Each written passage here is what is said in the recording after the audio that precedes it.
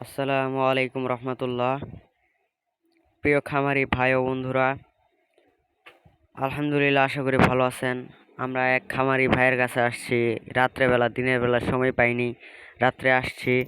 রাত্রে এখন ভাইয়ের সাথে অনেক কথা বললাম, বলার পরে দেখি যে আরও তাই ডিম ইনকিউবেটরে দিছে। দেওয়ার পরে আমরা সেগুলো আমার এক বন্ধু পরিচর্যা করতেছে। আমি আসলাম কোয়েল পাখির ডিম কিভাবে দিতেছে, তাদের ঘর কেমন, পিঞ্জিরা কেমন, এগুলো দেখতেছিলাম। মাশাল্লাহ, আলহামদুলিল্লাহ। পাশে দেখি যে কাঠ দিয়ে একটা বানাইছে পিঞ্জিরা।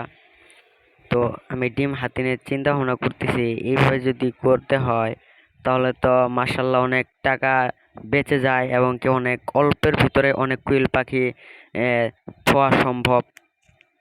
যারা কোয়েল পাখি অল্প জায়গার ভিতরে পালন করতে চান তারা 5 তলা বিশিষ্ট খাঁচা নিতে পারেন। খরচের কথা আমি বলতেছি যে পিঞ্জিরা তৈরি করতে কত টাকা খরচ হবে। এখানে ভাইয়ের কাছে শুনলাম আর অন্যান্য খামারিদের কাছ থেকে শুনছি যে 20 থেকে 25 হাজার হলে মাশাল্লাহ আলহামদুলিল্লাহ একটা 5 তলা বিশিষ্ট একটা খাঁচা পেয়ে যাবে ইনশাল্লাহ। আর যারা কাঠ দিয়ে নেট দিয়ে বানাইতে চান তাহলে অনেক সুবিধা হবে, আর অল্পের ভিতরে অনেক পাখি পালা যাবে।